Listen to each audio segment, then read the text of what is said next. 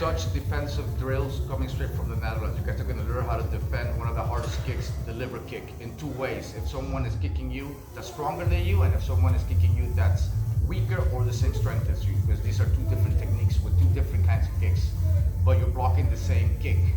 So let's get into this video. Number one is a switch kick to the liver. Okay? So you're going to block it like everybody blocks. Go block. Kick. Okay?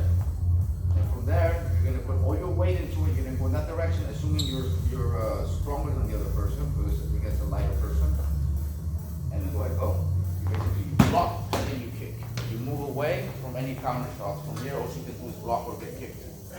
Okay? That's if you're stronger than the other person. If the other person is stronger than you, you're not going to realistically be able to do that. Most of the time, a power kick, they will switch legs first completely. Then you already know it's like almost a tell that they're going to kick with left.